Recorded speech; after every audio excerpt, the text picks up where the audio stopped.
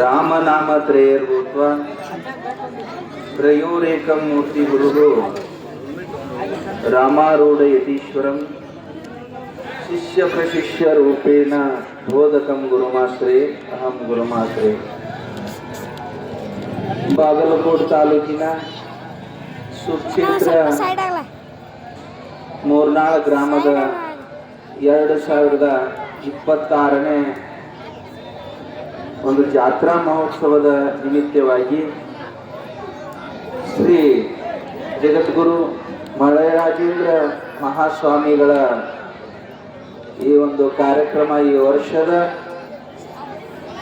ಈ ಒಂದು ಸರದಿ ಪೂಜ್ಯ ಅಪ್ಪಂಗಳಾಗಿರ್ತಕ್ಕಂಥವರು ಪರಮ ಪೂಜ್ಯರು ಶ್ರೀ ಶ್ರೀ ಗುರುಲಿಂಗಯ್ಯ ಮಹಾಸ್ವಾಮಿಗಳು ಅಪ್ಪಗಳು, ಮಹಾಪುರುಷ ಪೂಜ್ಯ ಅಪ್ಪಂಗಳವರು ಈ ಒಂದು ದಿವ್ಯ ಸನ್ನಿಧಾನವನ್ನು ವಹಿಸಿಕೊಂಡು ಈ ವರ್ಷದ ಕಾರ್ಯಕ್ರಮವನ್ನು ಯಶಸ್ವಿ ಮಾಡಿದ್ದಾರೆ. ಅವರಿಗೆ ಜೋರಾದ ಚಪ್ಪಾಳೆಯೊಂದಿಗೆ ಧನ್ಯವಾದಗಳನ್ನು ಸಮರ್ಪಣೆ ಮಾಡಿ, ಅದರಂತೆ ಈ ಕಾರ್ಯಕ್ರಮಕ್ಕೆ ಸಾನ್ನಿಧ್ಯವನ್ನು ವಹಿಸಿರ್ತಕ್ಕಂಥ ಪರಮ ಪೂಜ್ಯರು ಮೇಘರಾಜ ಮಹಾಸ್ವಾಮಿಗಳು, ಮಹಾಪುರುಷ ಪೂಜ್ಯ ಅಪ್ಪಂಗಳವರ ಶ್ರೀ ಚರಣಕ್ಕೂ ಭಕ್ತಿ ನಮನಗಳನ್ನು ಸಮರ್ಪಣೆ ಮಾಡಿ, ಅದರಂತೆ ಪರಮ ಪೂಜ್ಯರು ಶ್ರೀ ಶ್ರೀ ನವೀನಪ್ಪಂಗಳು, ಮಹಾಪುರುಷ ಪೂಜ್ಯರಿಗೂ ಕೂಡ ಭಕ್ತಿಯ ವಂದನೆಗಳನ್ನು ಸಮರ್ಪಣೆ ಮಾಡಿ, ಅದರಂತೆ ಈ ಆರತಿಯ ಒಂದು ತಾಯಂದಿರ ಜೊತೆ ಒಂದು ಶರಣ ಸೇವೆಯನ್ನು ಮಾಡಿರ್ತಕ್ಕಂಥ ನಮ್ಮ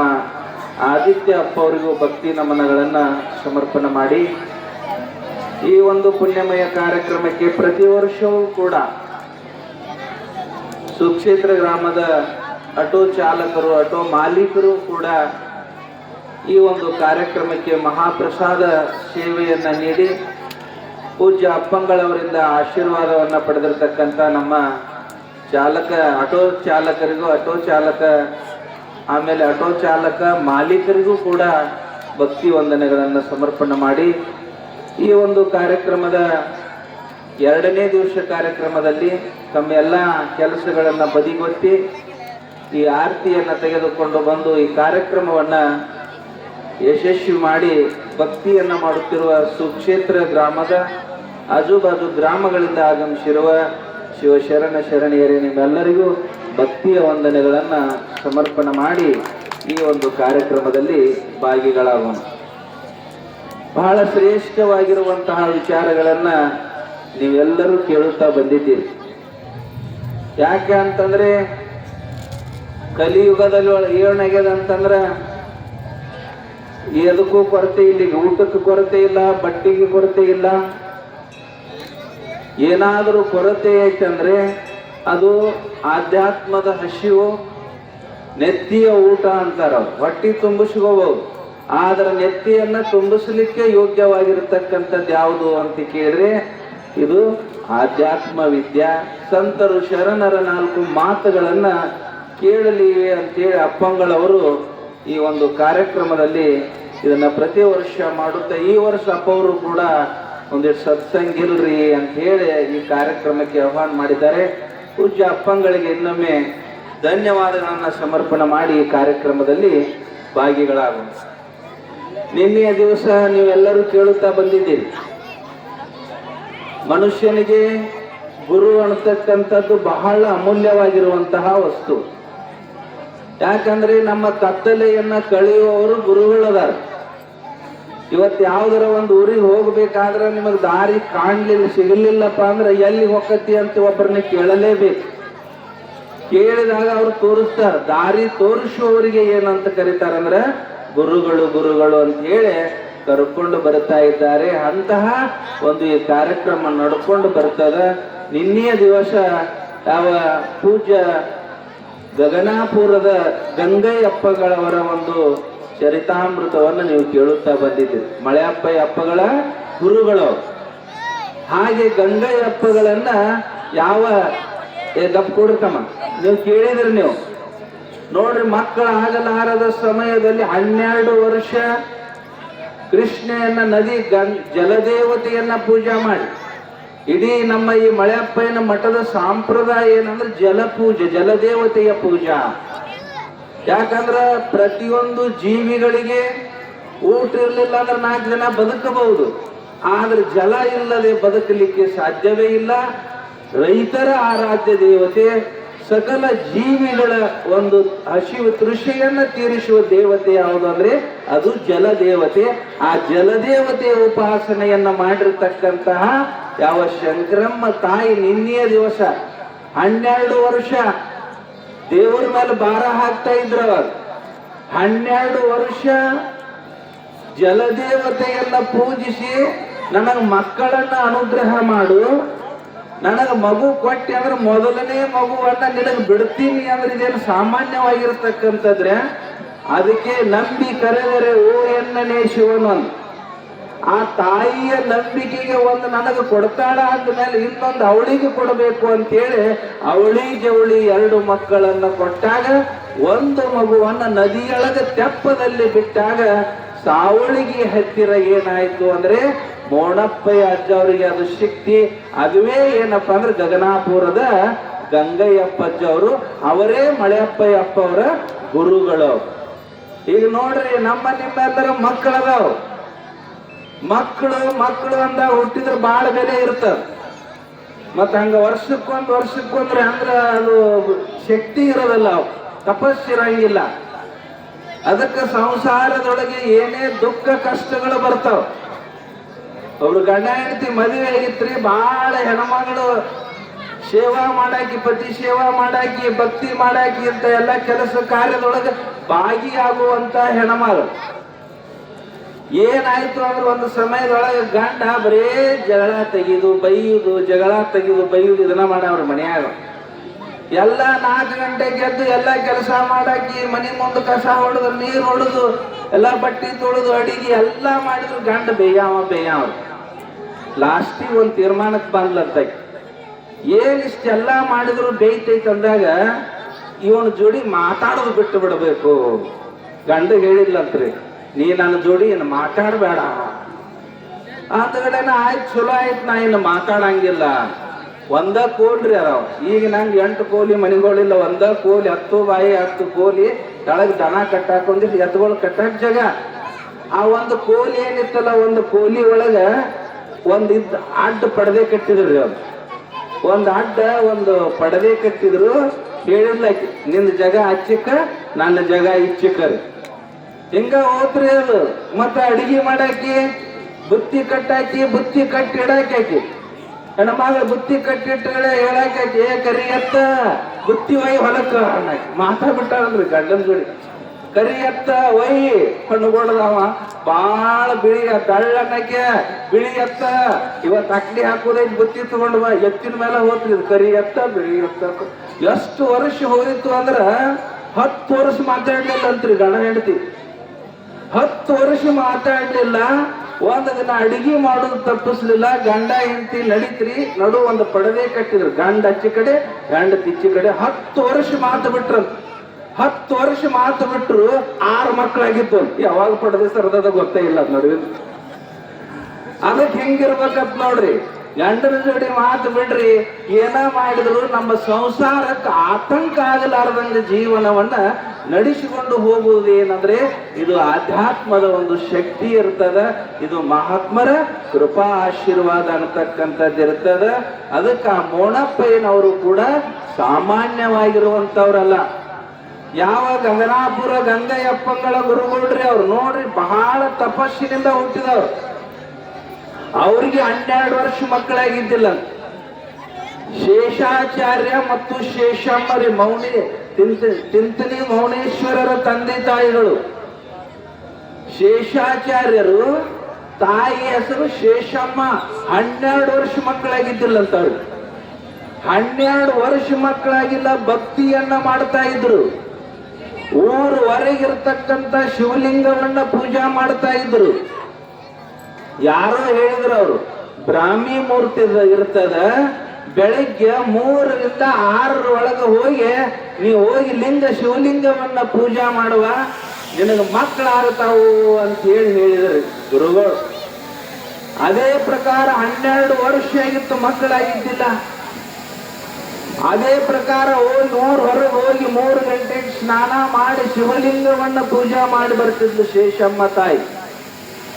ಅತ್ತಿ ಸಂಶಯ ಪಡಾಕತ್ತಿದ್ಲು, ಗಂಡ ಸಂಶಯ ಪಡಾಕತ್ತಿದ, ಇದನ್ನೋಳೆ ಮಾಡಿಕೊಂಡು ಇದನ್ನ ಬಿಟ್ಟು ಇನ್ನೊಂದು ಬ್ಯಾರೆ ಮಾಡೋಣ ಅಂತೇಳಿ ಅಚ್ಚಿ ಆಗಿರ್ತಕ್ಕಂಥಾಗಿ ಪ್ರತಿನಿತ್ಯ ತೊಂದರೆ ಕೊಡಾಕತ್ತಿದ್ಲು, ಪೂಜಾ ಮಾಡಿ ಬರಾಕತ್ತಿದ್ಲು. ಒಂದು ದಿನ ಗಂಡಗ ಸಹಿತ ಸಂಶಯ ಬತ್ರಿ, ನಮಗ್ ಬಹಳ ದಿನ ಆಗ್ಯದ, ಮಕ್ಕಳಾಗಿಲ್ಲ, ಈಗ ಎಲ್ಲಿ ಹೊಕ್ಕಾಳ ನೋಡ್ಬೇಕಂತೇಳಿ 3 ಗಂಟೆಗೆ ಹೆಂಡತಿ ಜೋಡಿ ಗಂಡ ಸಹಿತ ಬಂದು ಹತ್ತಿ ಹೋದ ಶೇಷಾಚಾರ್ಯರು. ಶೇಷಮ್ಮ ಊರೊಳಗೆ ಶಿವಲಿಂಗವನ್ನ ಹೋಗಿ ಪೂಜಾ ಮಾಡಿ ಹೂವು ಪತ್ರಿಗಳನ್ನ ಏರಿಸಿ ಕಣ್ಣೊಳಗೆ ನೀರು ಸುರಿಸ್ತಾ ಇದ್ದು, ಭಗವಂತ ಯಾಕೆ ನನ್ನಿಂದ ಅವರ ಮನೆತನಕ್ಕೆ ದುಃಖ ಕೊಡ್ತಾ ಇದೆಯಾ, ನನ್ನ ಪ್ರಾಣಾರ ತಗೋ, ಯಾಕೆ ನನಗೆ ತೊಂದರೆ ಕೊಡ್ತೀವಿ, ಒಂದು ಮಗುವನ್ನ ಕೊಡು ಕೊಡು ಅಂತ ಬೇಡ್ಕೊಂಡ್ರು ಕೂಡ ಸಮಯ ಹೋಯ್ತ್ರಿ. ಗಂಡ ಬಂದ, ಗಂಡನಿಂದ ತಾಯಿ ಬಂದು ಎಲ್ಲರ ಹೋಗ್ತಾರಂತ ಬಂದು ನೋಡಿದಾಗ ಕೊನೆಗೆ ಏನು ಮಾಡಿದ್ದಂದ್ರ, ಇಷ್ಟು ಬೇಡಿದ್ರು ನನಗೆ ಮಕ್ಕಳನ್ನ ಅನುಗ್ರಹ ಮಾಡ್ತಾ ಇಲ್ಲ, ಇವತ್ ನಾ ಇಲ್ಲೇ ಬಿದ್ದು ಪ್ರಾಣ ಬಿಡ್ತೀನಿ ಅಂತೇಳಿ ಮೌನಪ್ಪ ಅಪ್ಪ ತಾಯಿರಿ ಇದು, ನಾ ಪ್ರಾಣ ಬಿಡ್ಬೇಕು ಅಂತ ಬಂದು ಆವಾಗ ಆ ಲಿಂಗದೊಳಗ ಭಗವಂತ ಪ್ರತ್ಯಕ್ಷ ಆಗಿ ಮಾತಾಡ್ತಾನ ಪ್ರಾಣ ಬಿಡ್ಬೇಕಂದಾಗ. ಆಯ್ತು, ಯಾವ ಜನ್ಮದ ಪಾಪ ಗೊತ್ತಿಲ್ಲ, ಈ ಜನ್ಮದೊಳಗೆ ನಿನಗೆ ಮಕ್ಕಳಿಲ್ಲ. ಹಿಂದೆ ನಿಂತಾನ್ರಿ ಗಂಡ, ಅತ್ತಿ ಹಿಂದೆ ನಿಂತು ಕೇಳಾಕತ್ತಾರ, ದೇವ್ರು ಮಾತಾಡಕತ್ತಿದ. ಏನು ಅಂತ ಕೇಳಿದ್ರೆ, ನಿನಗೆ ಯಾವ ಜನ್ಮದ ಪಾಪ ಗೊತ್ತಿಲ್ಲ, ಮಕ್ಕಳಂಕರು ಆಗಂಗಿಲ್ಲ, ನಾನೇ ನಿನಗೆ ಮಗನಾಗಿ ನಾಳೆಯ ದಿವಸ ನಿನ್ನ ಮಡಿಲಲ್ಲಿ ಬಂದು ನಾನು ಆಡ್ತೀನಿ, ನಿನ್ನ ಮಗನಾಗಿ ಬೆಳಿತೀನಿ ಅಂತೇಳಿ ಆಶೀರ್ವಾದ ಮಾಡ್ತಾ ಇದ್ದಾನೆ ಶಿವನೇ ಬಂದು. ಸಂತೋಷ ಆಯ್ತು ಹಿಂದೆ ಕೇಳಿದ ಗಂಡ, ಅತ್ತಿ ಕೇಳಿದ್ದು ಗಂಡಗೆ ಇಷ್ಟ ಆಯ್ತು, ಆಶ್ಚರ್ಯ ಆಯ್ತು. ನನ್ನ ಹೆಂಡತಿ ಮೇಲೆ ನಾವು ಸಂಶಯ ಪಟ್ಟಿ ತಪ್ಪು ತಿಳ್ಕೊಂಡಿ, ನಾನು ನಂದು ತಪ್ಪಾಗ್ಯದ ಅಂತೇಳಿ ಹೆಂಡತಿ ಮನೆಗೆ ಬಂದ ನಂತರ ಅವಳು ಕಾಲಿಗೆ ಬೀಳಾಕ್ ಹೋಗ್ತಾ ಇದ್ದಾನೆ. ಇಲ್ರಿ, ನನ್ ತಪ್ಪಲ್ಲ, ನಿಮ್ಮ ತಪ್ಪಲ್ಲ, ನಂದೇ ತಪ್ಪು, ಯಾವ ಜನ್ಮದ ಪಾಪದ ಗೊತ್ತಿಲ್ಲ ಅಂದಾಗ ದೇವರು ನಮ್ಮ ಮನೆಗೆ ಬರ್ತಾನಂದಾಗ ಅವತ್ತು ಮನೆಯನ್ನ ಅಲಂಕಾರ ಮಾಡಿ ದೀಪ ಹಚ್ಚಿ ಹೂವನ್ನ ಎಲ್ಲ ಶುದ್ಧ ಮಾಡಿ ಮಲಗುತ್ತಾರ ಗಂಡ ಹೆಂಡತಿ. ಗೊತ್ತಿಲ್ಲ, ಇಬ್ರು ನಿದ್ರೆಗೆ ಜಾರಿದ ಸಮಯದಲ್ಲಿ ಸಾಕ್ಷಾತ್ ಕೈಲಾಸವಾಸಿಯಾಗಿರುವ ಶಿವನೇ ಆ ನಿದ್ರೆ ಒಳಗೆ ಏನಾಗಿತ್ತಂದ್ರ, ಶೇಷಮ್ಮ ತಾಯಿಯ ಉಡಿಯಲ್ಲಿ ಯಾವ ಒಂದು 5-6 ದಿನದ ಮಗುವಿನ ಹಾಗೆ ಹುಣ್ಣಿಮೆಯ ಚಂದ್ರನ ಸದೃಶವಾಗಿರುವ ಮಗು ಆ ತಾಯಿಯ ಉಡಿಯಲ್ಲಿ ಆಡಲಿಕ್ಕತ್ತಿತ್ತು ಅಂತ ಬರ್ತದ. ಇವರು ತಂದೆ ತಾಯಿ ಪಾಪ ಇರ್ತದ್ರಿ, ತಂದೆ ತಾಯಿಯ ಗರ್ಭದಿಂದ ಬಂದ್ರೆ ಪಾಪ ಇರ್ತದ, ಸಾಕ್ಷಾತ್ ಅವರು ಪರಮಾತ್ಮನೇ ಬಂದು ಆ ತಾಯಿಯಲ್ಲಿ ಹುಡ್ತಾ ಇದ್ದಾನ. ಆದ್ರೂ ಊರಾಗ ಜನ ಮಾತಾಡಕತ್ತಿದ್ರು, ಬಹಳ ದಿನ ಆಗೈತಿ ಮಕ್ಕಳಾಗಿಲ್ಲ, ಎಲ್ಲಿದು ತಂದಾರ ಏನೋ, ದೇವ್ರೇನು ಕೊಡ್ತಾನ ಅಂತ ಮಾತಾಡಿದಾಗ ಆವಾಗ ಈ ಹೆಣ್ಮಗಳ ಮಗು ಆಗಿದ್ದೇ ಕರೆ ಆಗಿದ್ರ ಆ ಸ್ತನಪಾನವನ್ನ ಮಾಡಿಸ್ಬೇಕಲ್ಲ ನೋಡೋಣ ಅಂತ ಬಂದಾಗ ಯಾವ ಮಗು ಮೌನೇಶ್ವರನನ್ನ ತೆಗೆದುಕೊಂಡು ತಾಯಿ ಎದೆಗೆ ಹಚ್ಚಿಕೊಂಡಾಗ ಯಾವ 9 ತಿಂಗಳ 9 ದಿವಸ ಹೊತ್ತು ಯಾವ ಹೆರಿಗೆ ಆದ ನಂತರ ಹೆಂಗಾಗ್ತದಲ್ಲ, ಮೌನೇಶ್ವರರ ಮುತ್ತು ಮುಖ ತಾಯಿಯ ಎದೆಗೆ ಹಚ್ಚಿದಾಗ ತಾಯಿಯ ಎದೆಯಲ್ಲಿ ಹಾಲು ಬರ್ತಾ ಇದ್ದಾವ. ಇದು ಮೊದಲನೆಯ ಪವಾಡ, ಮೌನೇಶ್ವರರ ಪವಾಡ ಅಂತ ಬರ್ತದ. ಮುಂದ ಇದನ್ನೆಲ್ಲಾ ನೋಡಿರ್ತಕ್ಕಂಥವರು ಅವರ ಭಕ್ತಿಗೆನೆ ಪರಮಾತ್ಮ ಮೆಚ್ಚಾನ ಅನ್ನುವಂತಹ ಮಾತುಗಳು ಬರ್ತಾವ. ಅದಕ್ಕಂತ ಮೌನೇಶ್ವರರ ಶಿಷ್ಯ ಯಾರು ಅಂದ್ರೆ ಗಗನಾಪುರದ ಗಂಗಯ್ಯಪ್ಪಗಳು. ಅವರ ಶಿಷ್ಯರು ಯಾರು ಅಂದ್ರೆ ಯಾವ ಉಕ್ಕಲಿ ಗ್ರಾಮದಲ್ಲಿ ಜನ್ಮವೆತ್ತಿ ಬಂದಿರತಕ್ಕಂತಹ ಯಾವ ಗುರುನಾಥಪ್ಪ ಮತ್ತು ತುಳಸಾಬಾಯಿಯ ಪ್ರೇಮದ ಪುತ್ರನೇ ಯಾರು ಅಂದ್ರೆ ಮಳೆಯಪ್ಪಯ್ಯಪ್ಪಗಳು ಅಂತ ಬರ್ತದ.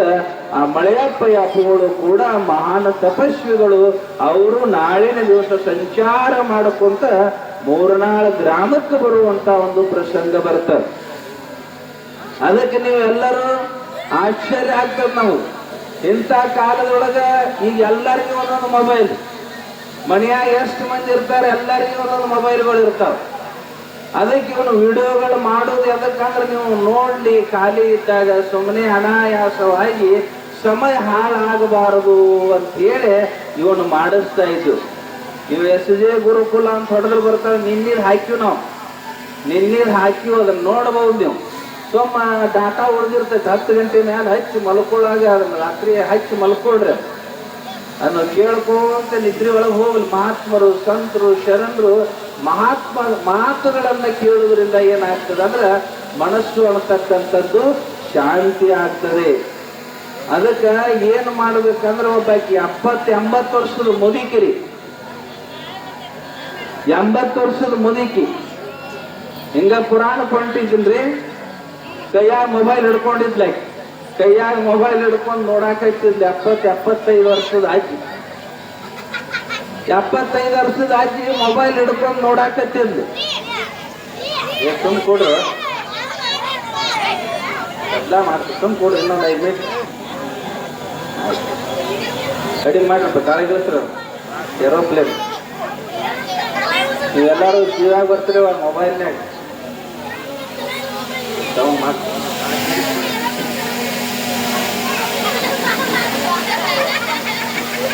ಬರುತ್ತ.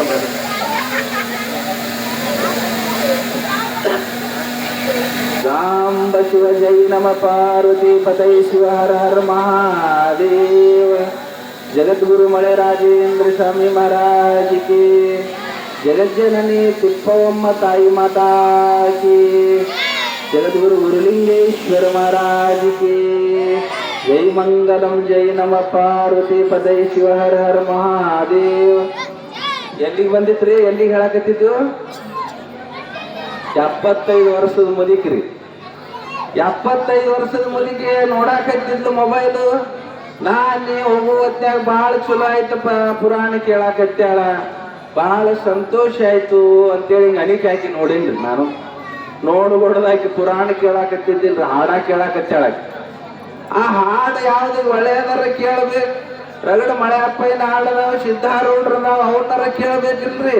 ಆಕೆ ಯಾವ ಹಾಡ ಕೇಳಾಕತ್ತಿಲ್ಲ ಅಂದ್ರೆ 75 ವರ್ಷದ ಮುದುಕಿ.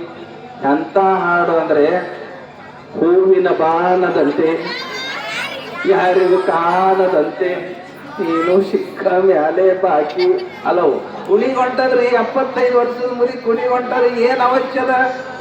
ಇಂಥದ್ದು ಕೇಳೋದ್ರಿಂದ ನಮ್ಮ ಜನ್ಮ ಪಾವನ ಆಗ್ತದನ ಅಂತಂದ್ರೆ ಆಗಂಗಿಲ್ಲ ಅಂತ ಬರ್ತದ. ಭಗವಂತನ ಕೃಪಾ ಆಗ್ಬೇಕಾದ್ರೆ ಸ್ಮರಣ ಮಾಡ್ರಿ. ಈಗ ಭಕ್ತಿ ಮಾಡ್ತಿದ್ದೀರಲ್ಲ, ಒಳಗ ಆ ಭಗವಂತನ ಒಂದು ಮೂರ್ತಿಯನ್ನ ಪ್ರತಿಷ್ಠಾಪನೆ ಮಾಡಿದ್ರೆ ಈ ಭಕ್ತಿ ಯಶಸ್ವಿ ಆಗ್ತದ. ಒಬ್ಬ ಮನುಷ್ಯ ಕಟ್ಟಿಗೆ ಕಡಿತಿದ್ರಿ, ದಿನನಿತ್ಯ ಕಟ್ಟಿಗೆ ಕಡ್ಕೊಂಡು ಬಂದು ಹೊಟ್ಟಿ ತುಂಬಿಸಿಕೊಳ್ಳವ. ದಿನನಿತ್ಯ ಕಟ್ಟಿಗೆ ಕಡೆ ಅವ ಹೊಟ್ಟಿ ಅದನ್ನ ಮಾರಿ ಹೊಟ್ಟಿ ತುಂಬಿಸಿಕೊಳ್ಳವ. ಪೆದ್ದ ಮನುಷ್ಯ ಗಿಡದಾಗ ಕಟ್ಟಿಗೆ ಕಡಿಯಾಕತ್ತಿದ್ದ, ಒಣಗಿದ ಗಿಡ ತುದಿಯಾಗಿ ನಿಂತು ಈಗ ಮುಂದೆ ಕಡಿಯಾಕತ್ತಿದ್ರಿ. ಅವ ಹಿಂದ ನಿಂತಾನ, ಮುಂದೆ ಕಡಿಯಾಕತ್ತಿದ್ದ. ಕಡದ್ರ ಅದು ಕೆಳಗೆ ಬೀಳ್ತತ್ ಅನ್ನೋದು ಜ್ಞಾನ ಇಲ್ಲ. ಅವ ಹಿಂದ ನಿಂತು ಮುಂದೆ ಕಟ್ಟಿಗೆ ಕಡಿಯಾಕತ್ತಿದ್ದ, ಗಿಡದ ಟೊಂಗಿ ಒಳಗ ಕಡಿಯಾಕತ್ಯಾನ. ಆವಾಗ ಪಾರ್ವತಿ ದೇವಿಗೆ ಆಶ್ಚರ್ಯ ಆಯ್ತಂತ. ಎಷ್ಟು ಹುಚ್ಚದ ನೀವ, ದಿನ ಒಂದರಿ ಕಟ್ಟಿಗೆ ಮಾರಿ ಬಂದು ಜೀವನ ಸಾಗಿಸ್ತಾನ. ಇವ ಹಿಂದ ನಿಂತು ಮುಂದೆ ಕಡಿತಾನ, ಬಿದ್ದಂದ್ರೆ ಸತ್ತು ಹೋಗುತ್ತೈತಂತ ಪಾರ್ವತಿ ದೇವಿ ಕನಿಕರ ಆಯ್ತ. ಪಾರ್ವತಿಗೆ ಕನಿಕರ ಆಗಾನ ಗಂಡಗೆ ಹೇಳಿದಳು, ಪರಮೇಶ್ವರ್ ಹೋಗ್ರಿ ಹೋಗ್ರಿ, ಅವ್ ಪೆದ್ದದನ, ಗಿಡದಾಗಿದ್ದ ಬಿದ್ದಂದ್ರೆ ಅವನ ಪ್ರಾಣ ಹೋಗ್ತದ, ಹೆಂಡತಿ ಮಕ್ಕಳು ಬಹಳ ತ್ರಾಸ ಆಗ್ತದ, ಹೋಗ್ರಿ. ಅವನ ಪುಣ್ಯ ಅವನ ಭಕ್ತಿ ಇದ್ರ ನಾ ಕಾಪಾಡ್ತೀನಿ, ನೀ ಸೊಮ್ಮು. ಇಲ್ರಿ ಅದಕ್ಕೆ ಗೊತ್ತಿಲ್ಲ, ಸಿಟ್ಟು ಬಂತ್ರಿ. ಇಲ್ಲ ಅವನ ಪುಣ್ಯ ಇದ್ರ ರಕ್ಷಣೆ ಆಕತಿ, ನೀ ಯಾಕೆ ಇದನ್ನ ಮಾಡ್ತಿ? ಇಲ್ರಿ ಒಂದು ಕೆಲಸ ಮಾಡೋಣ ಅಂದ್ಲೆ. ಏನು ಅಂದ್ರ ಅದು ಕಡಿ ಹೊತ್ನ್ಯಾಗ ಬೀಳ್ತಾನವ.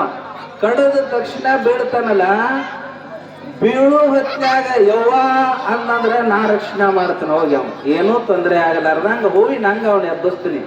ಯವ್ವ ಅಂದ್ರ ನಾ ರಕ್ಷಣೆ ಮಾಡ್ತೀನಿ, ಯಪ್ಪ ಅಂತ ಬಿದ್ದಂದ್ರ ನೀವು ರಕ್ಷಣೆ ಮಾಡ್ರಿ ಅಂತ. ಆಯ್ತು, ಒಪ್ಪಂದ ಆಯ್ತ್ರಿ.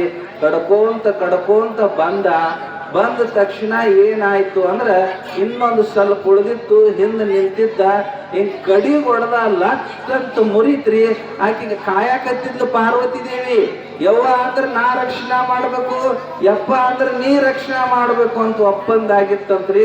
ಅದೇನ್ ಕಟ್ ಅಂತ ಕಡದ ಮುರಿತಲ್ಲಿ ಪಟ್ಟಂತ ಮುರಿತಿ ಕೆಳಗೆ ಬಿಡು ಹೊತ್ನ್ಯಾಗ ಅವ್ವ ಅಂತೂ ಬರ್ಲಿಲ್ಲ, ಅಪ್ಪ ಅಂತೂ ಬರ್ಲಿಲ್ಲ. ಅವಾಗ ಏನು ತುಂಬಿತ್ತಂದ್ರ ನನ್ನ ಹೆಂಡತಿ ಗತಿ ಹೆಂಗ ಅಂತ ಕೆಳಗೆ ಬಿದ್ದ ನೋಡ್ರಿ. ಅದಕ್ಕೆ ಹೆಂಡತಿ ಮಕ್ಕಳ ಪ್ರೀತಿ ಏನಾಗ್ತದ ಅಂದ್ರ ಪ್ರಾಣ ಹರಣ ಆಗ್ತದ. ಹೆಂಡತಿ ಗಂಡ ಪ್ರೀತಿ ಇರ್ಲಿ, ಒಳಗೆ ಯಾರನ್ನ ತುಂಬಕೋಬೇಕಂದ್ರೆ ಮಣಿದೇವರಾಗಲಿ, ಸಂತರಾಗಲಿ, ಶರಣರು, ಮಹಾತ್ಮರನ್ನ ಒಳಗೆ ತುಂಬಿ ಸ್ಮರಣ ಮಾಡಿದ್ರೆ ಏನಾಗ್ತದಂದ್ರ ನಮ್ಮ ಜನ್ಮ ಅಂತಕ್ಕಂಥದ್ದು ಪಾವನ ಆಗ್ತದ. ಈ ಮನುಷ್ಯ ಜನ್ಮ ಹಗಲ ಮಗಲ ಬರುವಂತದ್ದಲ್ಲ ಇದು. ಅದಕ್ಕೆ ನಮ್ಮ ಜೀವನದೊಳಗೆ ನೋಡಪ್ಪ ಅವ್ರಿಗೆ ಎಲ್ಲರಿಗೆ ಎಷ್ಟು ವ್ಯವಸ್ಥೆ ಮಾಡಿದ್ರು, ಏನಿದು ದಾನದ ಭಾವ ನಮಗೂ ಬರ್ಬೇಕು. ಇಂಥ ಪುಣ್ಯ ಕರ್ಮಗಳಿಗೆ ನೋಡಿ ಅವ್ರೆಲ್ಲರೂ ಪ್ರತಿ ವರ್ಷ ಊಟ ಕೊಡ್ತಾರೆ. ಯಾರು ಸಂತರು, ಶರಣರು, ಮಹಾತ್ಮರಿಗೆ ಊಟ ಕೊಡ್ತಾರಲ್ಲ ಅವ್ರಿಗೆ ಒಂದು ವರ್ಷ ತನ ಅವ್ರ ಮನೆ ಒಳಗೆ ಬಡತನ ಬರಂಗಿಲ್ಲ ಅಂತ, ಬಡತನ ಬರಂಗಿಲ್ಲ.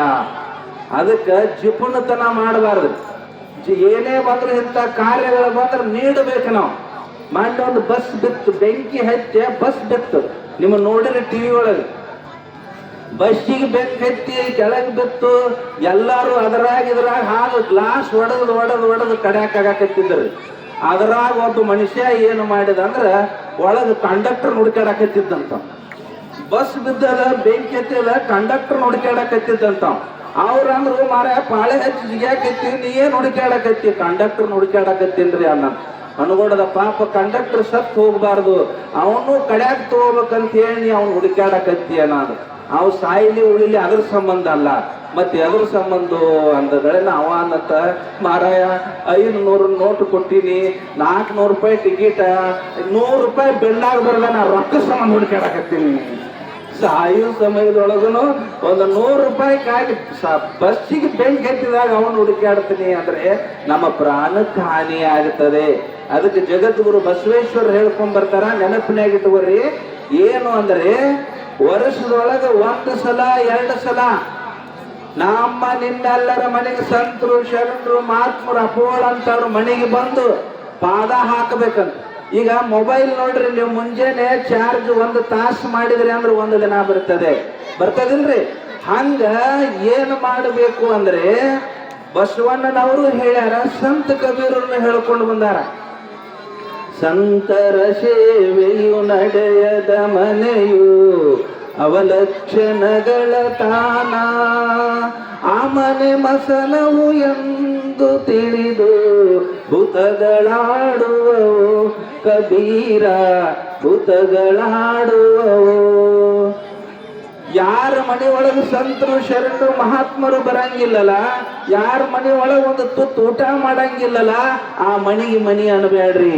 ಮತ್ ಏನ್ ಅನ್ಬೇಕು ಅಂದ್ರೆ ಸ್ಮಶಾನ ಅನ್ರಿ. ಆ ಮನೆಗೆ ನಾವೇ ಊಟ ಮಾಡಿ ಮಾಡಿ ಪುಣ್ಯ ತೀರ್ ಹೋಗಿರ್ತದ. ನಾವ ನಮ್ಮ ಕೈಯಾರ ನಮ್ಮ ಬಾಯಿ ಒಳಗೆ ಇಟ್ಕೊಂಡು ಪುಣ್ಯ ಅನ್ನತಕ್ಕಂಥದ್ದು ತೀರಿ ಹೋಗಿರ್ತದ. ಇನ್ನೊಬ್ಬರಿಗೆ ನೀಡುವುದರಿಂದ ಏನಾಗ್ತದ ಅಂದ್ರೆ ಪುಣ್ಯ ಹೆಚ್ಚಾಗ್ತದೆ. ಅದನ್ನೇ ಬಸವಣ್ಣನವರು ಹೇಳಿದ್ರು, ಊರೊಳಗ ವರ್ಷದಾಗ 1 ಸಲ 2 ಸಲ ಪುರಾಣ, ಪುಣ್ಯಕಥೆ, ಶಾಸ್ತ್ರ, ಕೀರ್ತನ ಯಾವ ಊರಾಗ ನಡೆಯಂಗಿಲ್ಲಲ್ಲ, ಆ ಊರಿಗೆ ಊರನ್ನು ಬೇಡ್ರಿ, ಆ ಊರವೇ ಸ್ಮಶಾನವಯ್ಯ. ನೋಡ್ರಿ, ಆ ಊರಿಗೆ ಎಲ್ಲಿ ಶಾಸ್ತ್ರ ನಡೆಯಂಗಿಲ್ಲ, ಎಲ್ಲಿ ಪುರಾಣ ನಡೆಯಂಗಿಲ್ಲ, ಎಲ್ಲಿ ಮಹಾತ್ಮರ ಸೇವಾ ನಡೆಯಂಗಿಲ್ಲ, ಆ ಊರಿಗೆ ಊರನ್ನು ಬೇಡ್ರಿ, ಅದು ಸ್ಮಶಾನನ್ರಿ. ವರ್ಷದಾಗ 1 ಸಲ 2 ಸಲ ಈ ಶಾಸ್ತ್ರ ಪುರಾಣಗಳನ್ನ ನಡೆಸಿ ಊಟ ನೀಡಿದ್ರೆ ಆ ಊರನ್ನು ಬೇಡ್ರಿ, ಅದಕ್ಕೆ ಸ್ವರ್ಗ ಲೋಕ ಅನ್ರಿ, ಅದಕ್ಕೆ ಇಂದ್ರನ ಭವನ ಅನ್ರಿ ಅಂತ ಶಾಸ್ತ್ರ ಪುರಾಣದಾಗ ಹೇಳ್ಕೊಂಡು ಬರ್ತಾರ. ಅದನ್ನೇ ಕೊನೆಯದು ಹೇಳ್ತಾರ ಅವರು, ಯಾರ ಮನೆ ಒಳಗೆ ಮಹಾತ್ಮರು ಬಂದು ಪಾದ ತೊಳ್ಕೊಂಡು ಆ ಮನೆ ಒಳಗೆ ಒಂದು ತುತ್ತು ಅನ್ನ ಉಣ್ಣಂಗಿಲ್ಲಲ್ಲ, ಆ ಮನೆಗೆ ಮಣಿ ಅನ್ನಬೇಡ್ರಿ, ಸ್ಮಶಾನ ಅನ್ರಿ ಅಂತ ಹೇಳ್ಕೊಂಡು ಬರ್ತಾ ಇದ್ದಾರ. ಅದಕ್ಕೆ ಶ್ರೇಷ್ಠವಾಗಿರುವಂತ ಕಾರ್ಯಕ್ರಮ ನಡ್ಕೊಂಡು ಬಂದದ. ನಮ್ಮ ತಾಯಂದಿರು ನಿನ್ನೆ ಊಟ ಮಾಡಿದವ್ರು ಇವತ್ತು ಊಟ ಉಪವಾಸ ಇರ್ತೀರಿ. ಪೂಜ್ಯ ಅಪ್ಪಗಳು ಅಂತಾರ ಅವ್ರು, ಏನಂದ್ರ ನೋಡ್ರಿ, ಈಗಿನ ಕಾಲದಾಗ 95-96 ಊಟ ಕೊರತಿ, ಅನ್ನದ ಕೊರತಿತ್ತವ. ಅವಾಗ ಬರೇ ಬೆಳತನ ಆರತಿ ಹಿಡಿದು 1-2 ಗಂಟೆಕ ಬರೀ ಚುನುಮರಿ ತಗೊಂಡು ಊಟ ಇಲ್ಲದ ಹೋಗಿದ್ರು. ಅದನ್ನ 90ನೇ ಇಸ್ವಿ ಒಳಗೆ 97ರಾಗ ಹಂಗೆ ಬರೀ ಒಂದು ಮುಟ್ಟಿಗೆ ಚುನುಮರಿ ತಗೊಂಡು ಹೋಗಿದ್ರು. ನೋವಣಿಸ 97ರಾಗಿದ್ದ ತಾಯಂದ್ರ ಹಂಗ ಹೋಗಬಾರ್ದು ಅಂತೇಳಿ ಮಹಾಪ್ರಸಾದವನ್ನ ಚಾಲೂ ಮಾಡಿಸಿದ್ಯೋ. ಅಂದಿನಿಂದ ಇಂದಿನ ತನ ಕೊಡೋರಿಗೆ ಕಡಿಮೆ ಆಗಿಲ್ಲ. ಈ ಕಾರ್ಯಕ್ರಮ ಅನ್ನತಕ್ಕಂಥದ್ದು ಯಶಸ್ವಿ ಹಾಕೊಂಡ್ ಬಂದದ್ರಿ. ಊಟದ ಕೊರತಿಲ್ಲ ಕಲಿಯುಗದೊಳಗೆ. ಎಲ್ಲಾರು ನಿಮ್ಮ ಮನೆ ಒಳಗೆ 60 ರೂಪಾಯಿ 70 ರೂಪಾಯಿ ಕೆಜಿ ಅಕ್ಕಿನ ತಿಂತೀರಿ, ನಮಗ್ ಗೊತ್ತದ. ಸೊಸೈಟಿ ಯಾರು ತಿಂತೀರಿ ಎಲ್ಲ ಮಾರ್ತೀರಿ ನೀವು ಗೊತ್ತದ. ಅನ್ನದ ಕೊರತೆ ಇಲ್ಲ. ಇವತ್ತು ಏನು ಕೊರತೆ ಅಂದ್ರೆ ಜ್ಞಾನದ ಕೊರತೆ ಆಗ್ಯದ. ಅಲ್ಲಿ ಕೊರತೆ ಜ್ಞಾನ ಇಲ್ಲಲ್ಲ, ಆ ಮನೆ ಒಳಗೆ ಜಗಳ ಚಾಲು ಆಗ್ತವ, ಆ ಮನೆ ಒಳಗೆ ಅಧರ್ಮಗಳ ಪ್ರಾರಂಭ ಆಗ್ತವ. ಈ ಒಂದು ಅದ್ರ ಜೊತೆಗೇನೆ ಅನ್ನದ ಕೊರತೆ ನೀಗಿಸಿದ ಈ ಒಂದು ಜ್ಞಾನದ ಕೊರತೆ. 4 ಮಾತುಗಳು ಸಂತರು ಶರಣರು ಮಹಾತ್ಮರ ಒಂದಿಟ್ಟು ಚರಿತಾಮೃತವನ್ನ ಗ್ರಾಮದ ತಾಯಂದ್ರಿಗೆ ಶರಣರಿಗೆ ಬಡಿಸ್ಲಿ ಅಂತೇಳಿ ಈ ಕಾರ್ಯಕ್ರಮವನ್ನು ಮಾಡಿಕೊಂಡು ಬಂದಿದ್ದಾರೆ. ನಿಮಗೂ ಹೆಚ್ಚು ಹೊತ್ತು ನಮಗ ವ್ಯಯ ಮಾಡಾಕ ನಮಗೂ ಮನಸ್ಸಿಲ್ಲ. ನಾಳಿನ ದಿವಸ ಇನ್ನೂ ಒಂದಿಟ್ಟು ಹೆಚ್ಚಿನ ಸಮಯ ತಗೊಂಡು ಲಘು ಬರ್ರಿ. ಲಘು ಬಂದ್ರೆ ಅಂದ್ರೆ ನಿಮಗ ಅನುಕೂಲ ಆಗ್ತದ. ಮತ್ತೊಂದಿಷ್ಟು ಹೆಚ್ಚಿಗೆ ಅತ್ತಿ ಸೊಸಿ ಕತಿ ಅದು ಭಾಳ ಅದಾವ. ನಿಮಗೆ ಹೇಳಾಕನ ಟೈಮ್ ಇಲ್ಲ ನಮಗೆ. ಅಪ್ಪ ಅವ್ರು ಒಂದು 5 ನಿಮಿಷ, ಅಪ್ಪ ಅವ್ರು ಒಂದು 5 ನಿಮಿಷ ನಮ್ಮ ಆಶೀರ್ವಚನವನ್ನು ನೀಡ್ತಾರ. ಮತ್ತು ಮಹಾಪ್ರಸಾದ ಆಗಲಿ ಇಂಥ ವೇದಿಕೆ ಮಾಡಿ ಒಟ್ಟು ಕೂಡ 1 ತಾಸು ನಮ್ಮ ಕಾರ್ಯಕ್ರಮ. ಇಷ್ಟೆಲ್ಲ ಮಾಡಿ ಬರೀ 1 ತಾಸು ಕಾರ್ಯಕ್ರಮ ಆಗ್ತದೆ. ನೀವು ಲಘು ಬಂದ್ರಿ ಅಂದ್ರೆ ಅದು ಇನ್ನೂ ಲಘು ಆಗ್ತದೆ ಅಂತ ಹೇಳುತ್ತಾ, ನಾಳಿನ ದಿವಸ ಹೆಚ್ಚೆಚ್ಚಿಗೆ ಬಂದು ಈ ಒಂದು ಸೇವಾ ಮಾಡ್ರಿ. ಈ ಸೇವಾ ನಿಮ್ಮ ಮನೆಗೆ ಬಂದು ಮುಟ್ತದ. ಅದರ ಪರಮಾತ್ಮ ಯಾರೋ ನೀವು ದೇವರಿಗೆ ಆಡೋದನ್ನ ಕಟ್ಟಿ ಹೆಚ್ಚಿ ಏನೂ ಬೇಡ್ಲಾರ್ದ ಸುಮ್ಮ ಆದ್ರೆ ದೇವ್ರಿಗೆ ಚಿಂತೆ ಚಾಲು ಆಕತ್ತತ್ರಿ. ನೀವು ಯಾವುದೇ ಬಿಡಿ ದೇವರಿಗೆ ಉದಿನ ಕಡ್ಡಿ ಹೆಚ್ಚಿ ಅದನ್ನೆಂಟು ಬೇಡಿದ್ರಿ, ಅದನ್ನ ಭಗವಂತ ತಥಾಸ್ತು ಅಂತ ಕಳಿಸಿಬಿಡ್ತಾನಂತ. ನೀವು ಏನೂ ಬೇಡ್ಲಾರ್ದ ನಮಸ್ಕಾರ ಮಾಡಿ ಕೈ ಮುಗಿದು ಉದ್ದ ಅಡ್ಡದ್ದು ಆದ್ರೆ ಅಂದ್ರೆ ದೇವ್ರಿಗೆ ಚಿಂತೆ ಆಗ್ತದಂತ. ಯಪ್ಪ ಇವನು ಬಾರ್ ನಮ್ಮ ಮೇಲಾಯ್ತು, ಏನೂ ಕೇಳಾರ್ದವಾದ, ಏನು ಕೊಡ್ಲಿ ಅಂತನಂತ. ನೀವು ಏನೂ ಕೇಳಬೇಡ. ದುಡಿದು ಹೆಂಗ ಮನೆಗೆ ಬರ್ತೀರಿ, ತಿಂಗಳಾಗನ ಪೇಮೆಂಟ್ ಹೆಂಗೆ ಕೊಡ್ತಾರ ಹಂಗೆ ನಿಮ್ಮ ಭಕ್ತಿಯಿಂದ ಸೇವೆ ಮಾಡ್ರಿ. ಆ ಸದ್ಗುರುನಾಥ ಮಳೆರಾಜೇಂದ್ರ ಮತ್ತು ತಿಪ್ಪಮ್ಮ ತಾಯಿ ಅವರು ನಿಮಗೆ ಕೃಪಾ ಆಶೀರ್ವಾದ ಇರಲಿ.